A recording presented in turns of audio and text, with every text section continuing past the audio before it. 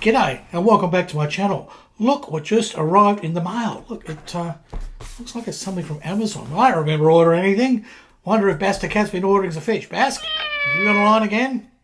Yeah, pesky cat. I don't think so. It has come all the way from La America.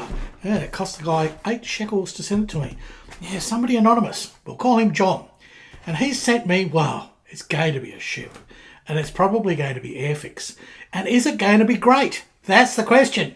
You won't know until we open up this box. So let's get on with that. Roll the music.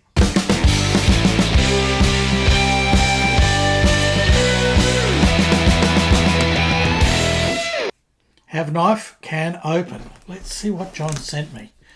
I have an inkling of what it is, I know. I'm just making the mystery of it, you know, for a bit of suspense and excitement. It's been cannibalised. It's a Frankenbox. I think you better talk amongst yourselves while I fight my way into this box. Goodness me. Come back in a sec. Have a cuppa. Well, that took a little bit of fighting.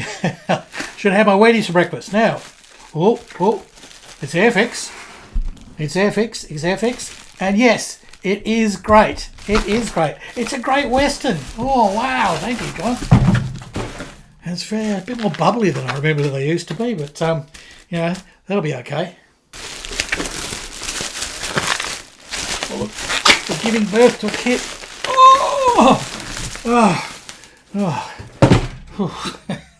Was it good for you? It is. It's the Great Western, and it's a rare release. It's a vintage classic. So, let's see what's in this box now. Has you got to see? It's sealed up. It's sealed. Oh, this is like having a new kit. Well, it sort of is. Now, there's not a lot of reviews of this online that I could find. Only the official Airfix one. But not a lot for the original kit. Oh, here we go. Yes. Well, that's Airfix. It's one big box. And sales. Oh, hang on. Yes. We have a part escaped already. Let me get this all out and we'll have a good look at it. Quick online at Scalemates. If you don't know about Scalemates, there's a good little database. I'll put a link here. They say original tool was actually 1966, which makes a lot more sense because I thought it was a fairly old kit. Most people online that have sort of looked at this kit remember it coming from the 80s, and that's the kit they remember. And obviously, yeah, it was re-released, 12 years later, 14 years later in the 80s. And then in the early 2000s, yep, there was an anniversary set because it was 200 years for Brunel's birthday. Brunel's the guy that designed it. He was the engineer, famous engineer from the 19th century in Britain. Well, England. Yeah. This is the new box, right? This is the 2023 Vintage Classic Rejig. So let's see how well they've jigged it.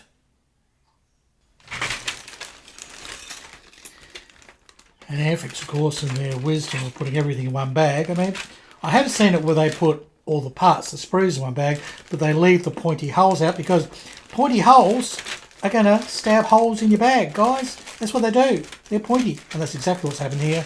And there's at least one part popped out. So hopefully the rest of the kit is still there. We shall see. Looks like it comes with a dreaded Hella rigging loom. Not a big fan of one of those. We'll check it for accuracy because usually the teeth are set all wrong and it's just a bugger. We'll see. It might be the one for this. There's a couple more parts here trying to escape. Let me free. Let me go. Right, we'll get this out of the bag. Cat's out of the bag. Well, kit's out of the bag, so to speak. And the sprues were kind of all tangled together. And as I say, the hull halves had decided to try and escape, All up, there's 22 parts had broken off the sprue. That's quite a record for me, anyway, for an Airfix kit, especially as this is supposed to be like a new one. It's not like it's been sitting around on a shelf, the last 50 years like a lot of my kits. In fact, a lot of my 50-year-old kits are in better condition. Maybe it was the trip over here. It is a paddle steamer after all. Yes, maybe it was a rough trip over here from La America, Yes, fighting all those trade wars. Who knows? Well, those parts are there, and I think we've got it all.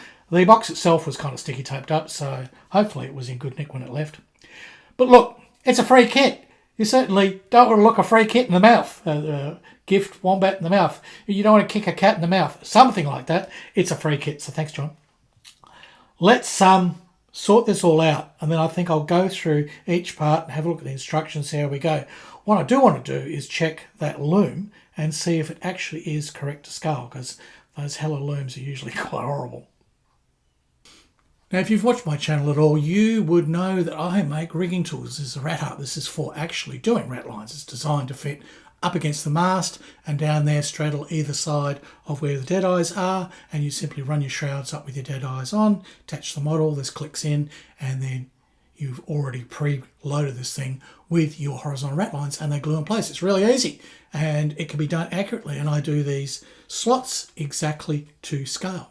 So this one here is 1/100 scale Victory, so its slots will be every 4mm. And how do I know that?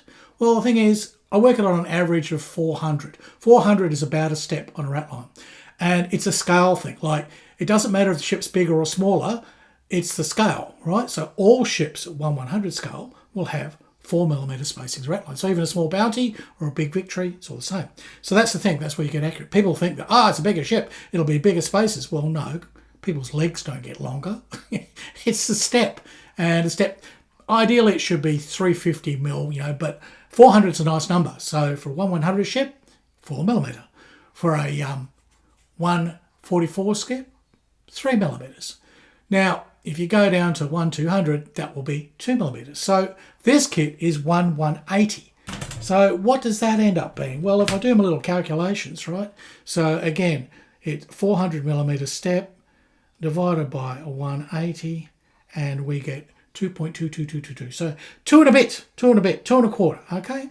And I did my measurements on the loom provided, which usually are very disappointing, but actually, I'm pleased to say, the measurements show there are notches every 2.5mm. So that's not bad, actually. I was a bit worried because I've seen these things where they just, one size does not fit all. Like, people think, I've got a loom, better use it for every single ship. You can't. No, you can use it for every ship of that scale. So if you're building a lot of 1 to 1/44 and you've got a loom for 1 to 1/44, right, it will fit all of those.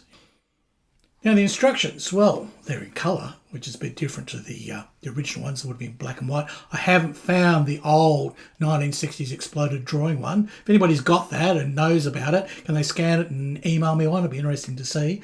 So I've only got this, and I've seen reviews where basically it's the book format. The one big difference, though, we'll jump to that because it's the fun thing. The one big difference is full colour paint guide. Now, you didn't get that back then, no. So that is an improvement. So that shows you, copper is copper and wood is wood, and then, the skylights and a few other things, all the colours.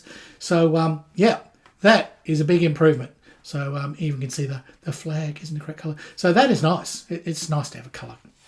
For years, we just had the black and white drawings with different crosshatch shading on it. They were just, you gave up and you went and found a photograph of the thing or whatever, or someone else's colour pick, which is just hopeless.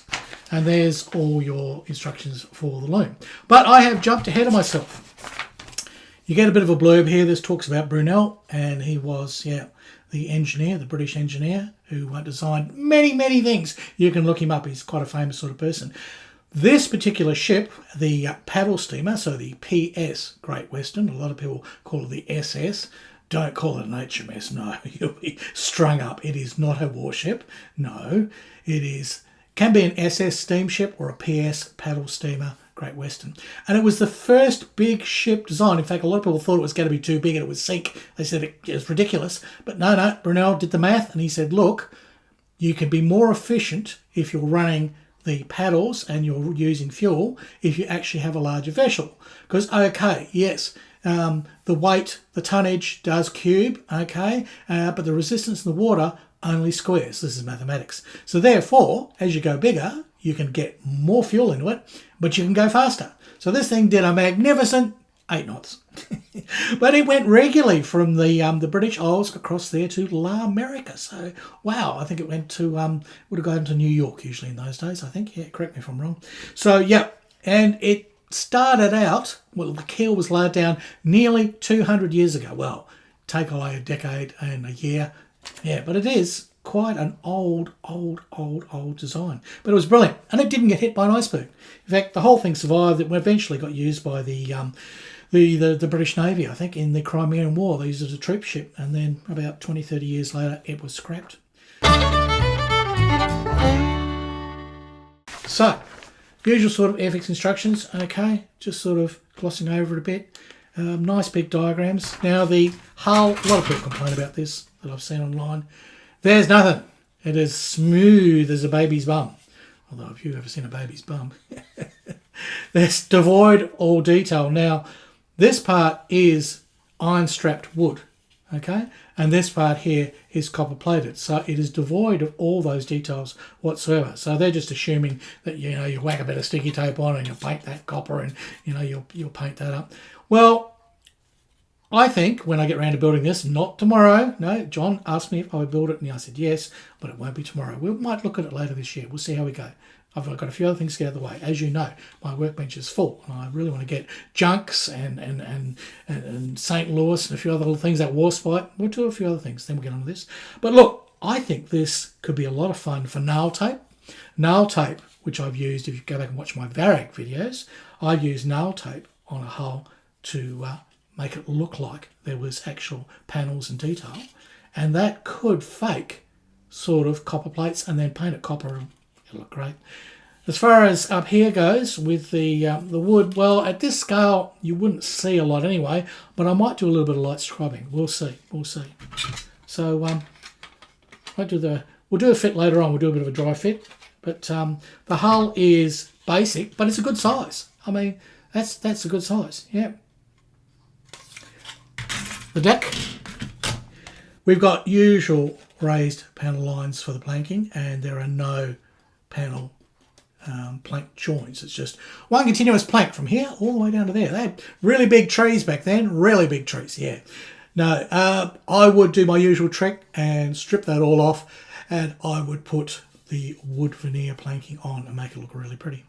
So that's got a bit of detail, but it's all fairly basic. This is going to be a kit where, like the Bounty, the Rebel kit, which was just, you know, devoid of much detail, you would add a lot to it. So that's the three basic parts that sort of make up the ship. Let me have a look at the rest of the bits and get a feel for the quality and difficulty of the build. Now, you do get a nice little flag here. It's sort of like a decal. I don't know, it looks like it's on decal paper. I don't know why you would do that. But anyway, I hate it when they do this. It's simulated to be like blowing in the breeze, right? And I find that annoying. You might like it. It's easy enough to basically get this out, put on a bit of alfoil or something, and then fold it over, glue it on, and then you can bend it in whatever shape you like. But yeah, I don't like the way they're cut out. You could always just paint those in. Or I think I've got some fabric ones. I've got a whole lot of ensigns and everything from the Royal Navy and general British ensigns. I can use one of those, cloth one. And again, you just sort of dip those in a bit of white wood glue and bend them to shape. But choice is yours. At least we've got choices. The sails, they're plastic. I mean, they're vac form. They are what they are. They've got a little bit of detail in them. Look, you could probably run a wash over them or sort of dry brush on them, you know, but at the end of the day, they're just plastic. So use them if that's your only choice and you really want sails, but I wouldn't. Let's have a look at the instructions. We looked at, you basically will be putting the hull halves together with deck, and you have got one of Airfix stands. They're not bad, but I usually make my own stands, or, you know, buy little brass ones, or in this case I'll probably 3D print some pedestals or something. And there's this little H part here. I don't know what that is. We'll have to see. You've got lots of little things. You've got little hatchet. What are these? These are little covers here to go across on the deck. So they, yeah, it's a lot of these things, right? Usually they are glass. Well, they can be. They're lockers, I think. I think they're lockers. And you sort of keep things in them, and they sort of flip up from memory. Or this being a passenger ship, because it would take 200 on this ship, 160 which were first class passengers, they could be skylights. Not sure. Showing the paint diagram. No, they're all brown, so they're lockers. They're brown. So the only skylights are there and there. So Yeah, and you've got skylights all at the back here, so that just shows you the sort of, there are skylights, but they're in those areas. Oh, so there you go. All right, I don't think it had a ballroom or anything like that. I don't think it was like the Titanic. This was I think before then. Now here you're making up the wheels because you're going to put tracks on this. No, no, no. Yes, these are parts to the paddles, and there is a port side and a starboard side, and you've got 3 pieces to make up some really nice paddles. I wonder if they have all the individual little boards in there. Maybe there is. There's little pieces here, and there's a whole stack of these are the ones that fell out, so they might be to go in there. Yes, they do. So there's a little diagram. Slot those little buggers in. So yeah, you build this up as a big wheel, and then in go the actual paddles themselves, because this is the wheel and that's the paddles. So by the looks of things, so they would go up like that. So there you go. So that's what all those are. Hopefully we have enough. If not, that's not a hard part to copy and 3D print, if you're lucky enough like me to have a 3D printer.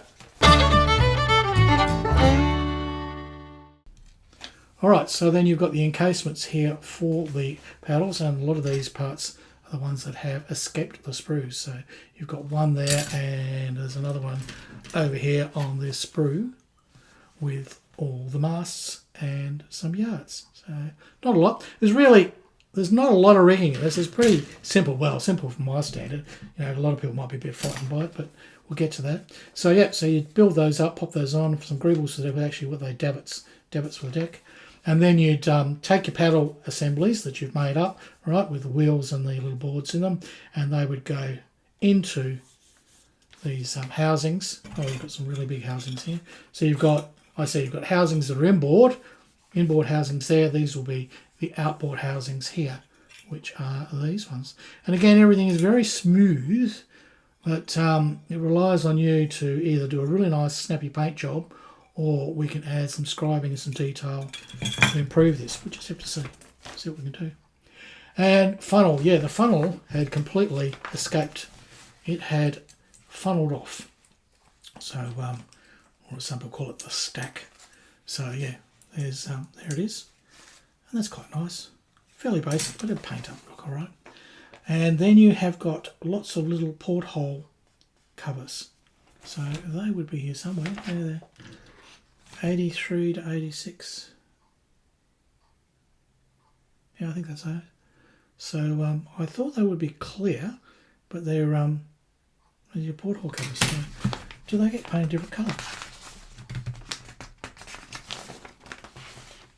No, it's all black on black with black, black and black. I think the thing is you can sort of position those open so they're. One guy said they were cannon ports. Well, they're not. There's no cannons on this thing. It's a civilian ship. As far as I know. So there you go. Cat's heads. Yes. Meow. And you have a figurehead here. So that's 107, 108, 109. We'll see if we can find those. So there is your figurehead. And it's simple, but you can paint it up and look nice. And then you've got your cat's heads. I think will be those two, won't they? Oh, I don't know. They look like cat's heads. But you've got all your greebles there, and you've got, you've got basically, that's for, usually, that'll be a capstan of some sort for ripping around anchors and things. Speaking of anchors, while we're here, we have anchors.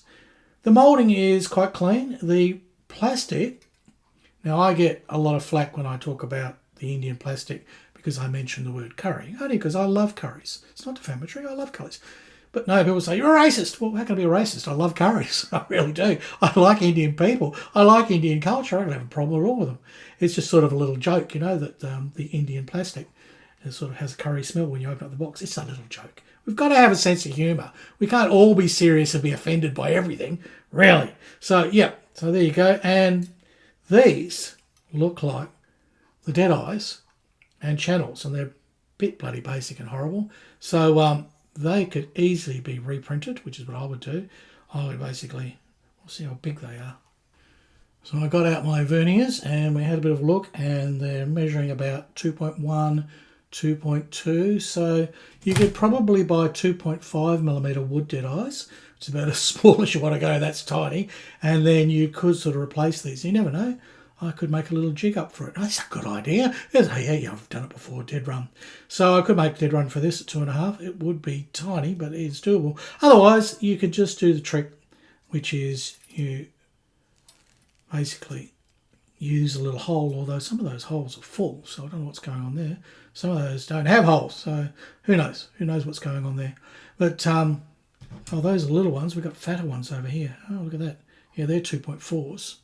So, oops, sorry, it moved, 2.4, yeah. So 2.5mm dead eyes.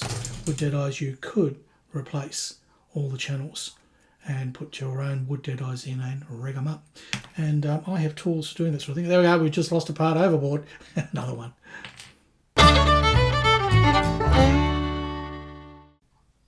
Speaking of going overboard, here's the ship's boats. So we've got a couple of those. They had all escaped from the sprue. So there you go.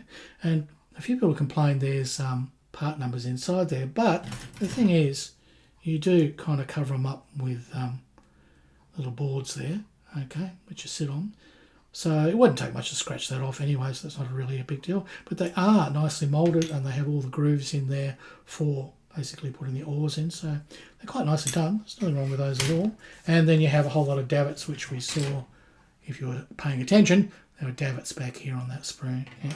So they're quite nice. Bit of investigation I found way back in step 2, we actually put this part on, part 17, which goes on there, which has little housings around. I think they fell out as well. So that's a whole little section at the back there, which they do give you a nice colour guide for, so let's sort of see what it's all about. As, yeah, it's this whole area here. So you've got the ship's wheel, and then you've got like a little area here with sort of with glass and that sort of thing, which means sort of an observation area. So it's sort of with a bridge. Well, you wouldn't see, you don't have a bridge at the front, kind of like a bridge, but it might also be a nice place for the passengers to come and have a look and see what's going on. Of course, being that far back, the iceberg would have hit at the front well before you'd see it at the back. I should have designed the Titanic like this. Yeah. And here we go, part 8. I know we're jumping around a bit. Part 8, you've put together the ship's wheel, and that goes on there into that whole sort of, we'll call it a bridge area, although it's a rear bridge, a stern bridge. And you put the rudder on. So there you are. Those parts readily. Well, there we go. Here's the rudder. So again, basically no detail. It's just nothing at all. The ship's wheel. Interesting fun fact is a lot of people, like on 15th and 16th century ships, they notice there's no ship's wheel in the kit, so they go and put one on there. No, they didn't have them.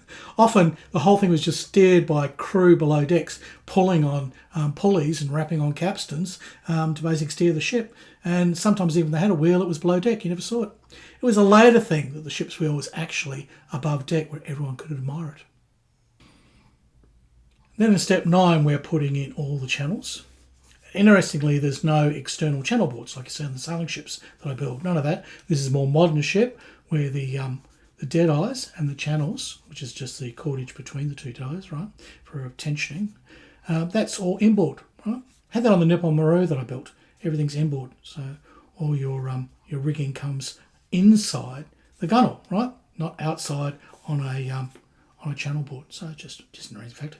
Then you'll be adding railings, and I've got one here that kind of decided to escape, and it is a bit grubby. It's got a little bit of cleanup to do, not too much. It's not too much, but it's probably one of the worst ones in the kit. But overall, the parts are fairly clean and clear. It's not really too much trouble. Going to be zipping across. Then we put together the masts and the yards, and we looked at those before. They're on this through. They're all fairly clean. Are they bendable?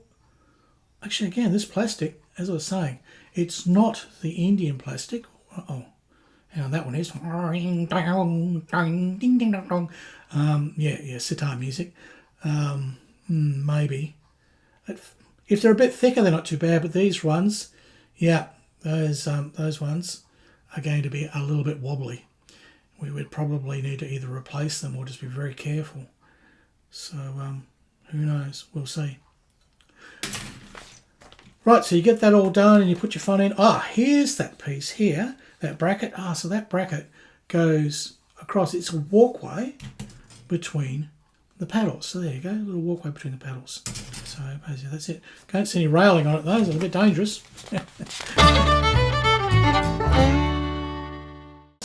Now we're getting pretty well to the end of it, because this is where they're talking about rigging, and they show you how to set up using the cat's eye and the anchor, right, and then how that goes through the horse there, right, horse, and you can also rig the ship's wheel. That's good, and that goes down there, and they would roll all the way down to the rudder. Okay, and then some basic rigging. It's not too bad actually. Forward stays, back stays, and they're suggesting, of course, you use the Heller rigging tool, which will work. I don't like them, but it will work. It will work. I'll give you, and they're fairly simple, and they've only given one design, so I wouldn't expect one to fit all. They usually are not all the same, because usually on a foremast, ratline's kind of, shrouds at least angle that way forward, and then your mainmast, they kind of, they're vertical, and then they fan back, and then as you go to the rear mast, they're usually actually equal distance. They become like isosceles triangles. So I have made quite a few of my tools, and I've done quite a few of the plastic ratline sets, so kind of noticed a pattern here. But anyhow, that is a good little guide. That would get you a reasonably good rig. I did promise a dry fit, and there you go. The deck, it's not too bad. It's going to require a serious amount of gluing and pegging. That deck is very thin, and it's a little bit warped, but it'll fit in. I only need to put one bit of Tamiya tape there and 2 rubber bands, and it probably will hold its shape. It's just the deck kind of popping out. But there you go. It will be, well, that's about 43 centimetres long, about 16 inches, but that's without the bowsprit. Pop the bowsprit on it, this is about ½ metre long, so it's a good size.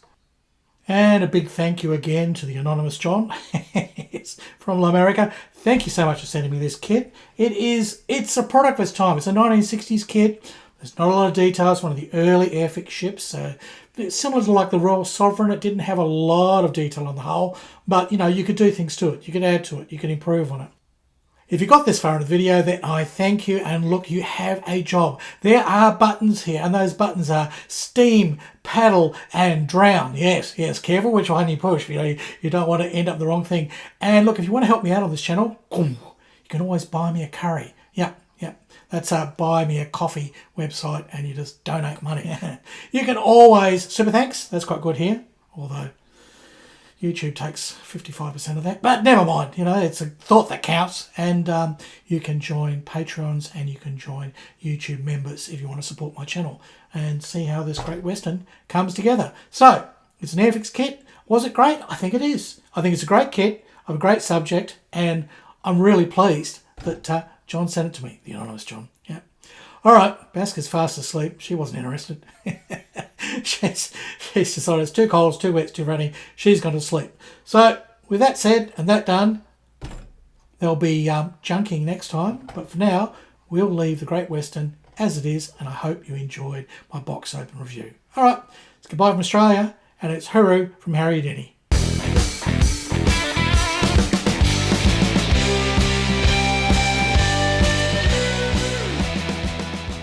I know there was no banjo playing in this one. Next video, actual doing something. This is a review. People don't want to listen to bloody banjo and reviews. Goodness me, have some taste.